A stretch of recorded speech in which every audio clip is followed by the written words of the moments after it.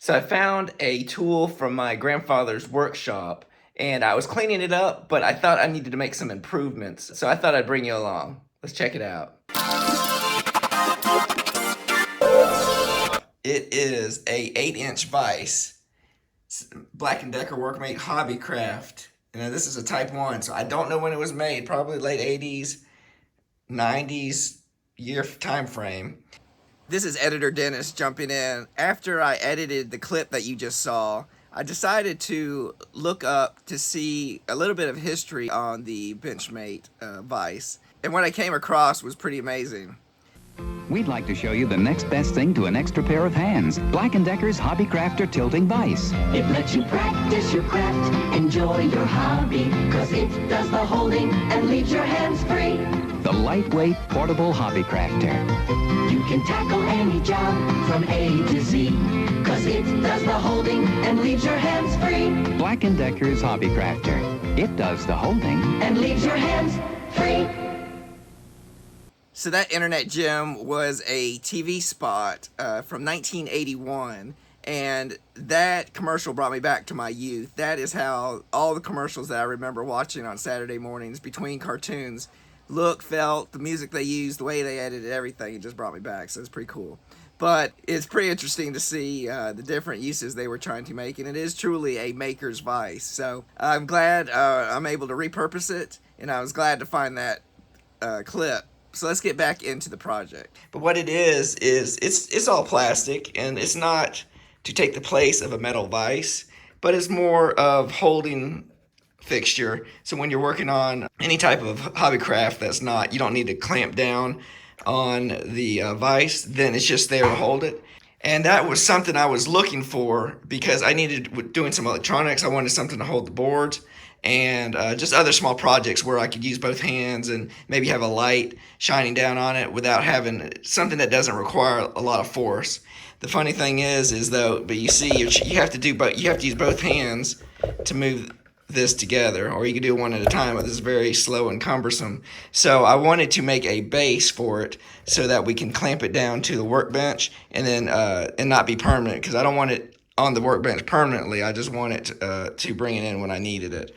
There's not really a good place to clamp onto. There's just screw holes here. So I think if we make a wooden base a little bit wider, then we can have a clamping area to it. But also in the back, I want to add a little feature here so I can clamp magnets or clamps to hold things from, like a third hand from the back side.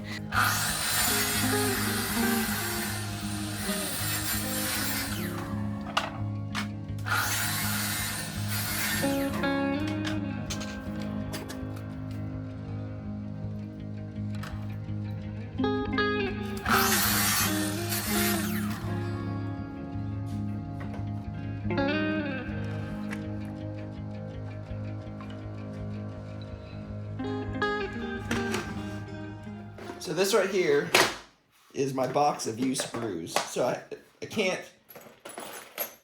bring myself to throw screws away, especially if they're good. If I used them in a project and the screws I take out, or I disassemble a project and the screws I take out are still good, but they're not brand new. Like I wouldn't want to use this on a deck because the coating has come off of it. It's kind of the semi-protective coating on a deck. But this is good for another project, like I'm building this jig. It still works, it just doesn't have its coating on it. This is a little too long for what we need. We need a little bit shorter ones here. Let's see what we got. And when you're building jigs or little fixtures like this, it doesn't really matter what the screws are. They're U screws, it doesn't matter. So that's why I like to keep some of these around. It is a pain sometimes to find the one that you need, but I kind of know what's in there from taking stuff apart, and I usually can find what I need. So we'll go with these and we'll start putting things together. So this is going to be the back, and this is where we're going to mount our metal piece so that we can clamp our flashlights or third hand to. But where do I put this on the board? I want to put it centered to the board, but this is a trick that I've used. Once I learned how to do it a long time ago, I use it all the time. So when you're trying to figure out how to center this quickly without having to try to keep measuring, like measure on this side and then measure on that side, is you take this piece, line it all the way up to this end right here so it's even, right? Then you just take your measurement here, and that's, let's say, 3 inches. And then you just divide that number in half. So that's 1.5 inches. So you do that, you measure that 1.5 inches.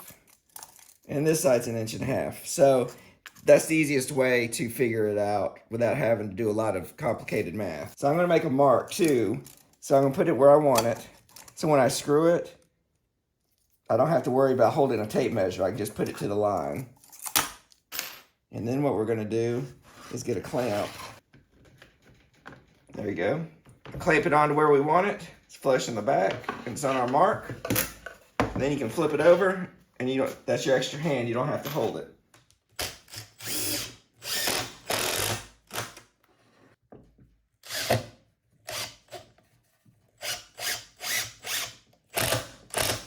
Now I'm going to sink these a little low so they can sit flat on the wood. Or I meant on the bench, so then it won't make it wobbly. Alright, for our next trick, we're going to add our metal bar to the top of here, but we need to find how to center it, so we're going to do our same thing. We're just going to bring this all the way to the end. We got 4 inches hanging over, so let's bring it back to 2 inches here. There we go. And just to double check, 2 inches there, perfect. So this is my new favorite marker. This is a Milwaukee paint marker, Inksol, and I love it. So we're gonna mark that. We're just gonna make a little mark right here so we know where we need to be on the wood. And then we're also going to figure out, we're gonna drill holes and then screw this down into the wood.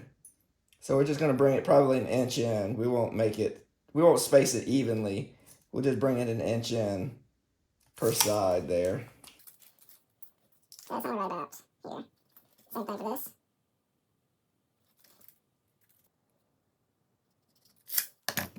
This is my set of cobalt bits. I marked these differently. It says cobalt bits, ask first. That's if my kids or somebody's in the workshop and they don't pick these up and just use them for just regular drill bits. These are specifically are a lot better for metal, so I try to keep them hidden.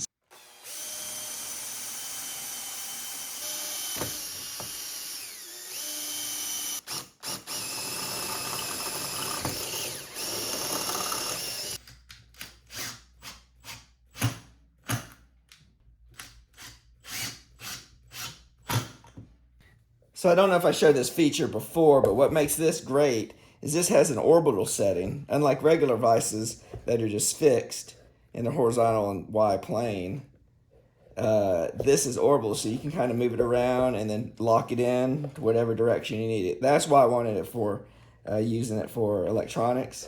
So what we're going to have to do is move the head, though, to get the screws in, to screw down this base.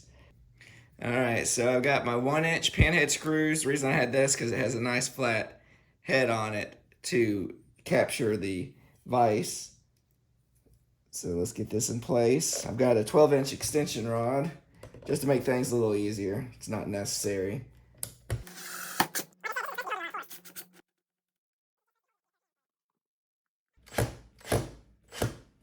Let's get this mounted to the bench. So there's different ways to hold it. I've got this piece right here. It's a little bit too wide. You could probably go a little bit farther with this, but to stick it down in here. So what these bench cleats are for is to give you just a little bit more extension on it, and you can bring them in. And it holds it there. So now you can kind of work at it. This is an old CD optical drive. So it's in there pretty good. And then if you're doing some work and want to move it around, and you want to look at it from another direction, you can just do that and turn it and bring it back. Now the reason I put this back here is I've got this light, and I don't know if it's charged, but let's see here. Oh, there you go. I've got a light that I can mount right here, and I can see a lot better. Now the reason I left the edges here is I don't have any yet, but I could probably configure something with a clamping system and some wire and some alligator clips and make a third hand that will come and hold whatever I need. So at least I have that option to do it like that. I think this has got it. So now it's portable too. I can just take it out of the way when it's ready to go. So these jaws do have metal plates, but they're covered in rubber. So I might want to 3D print something that I can test jigs to actually hold electronic parts better, or I can make any custom part that I need. I just got to figure out how to get these clips out. I think they're just popped in with a plastic. It's not screwed in, so I don't think it's screwed in. No, I think it's snapped in there. I don't think they're made to come out, but to remove this rubber, you would have to take it off. But these are pretty cool, bringing back old technology. But the thing about this is portable, so I can put it out of the way and it won't take up a lot of bench space.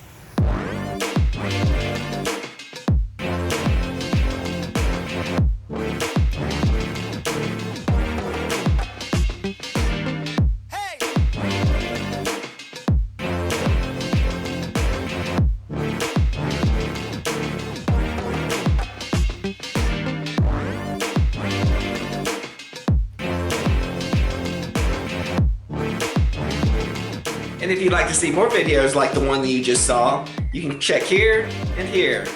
And remember the ABCs of making. Always be creating. Till next time.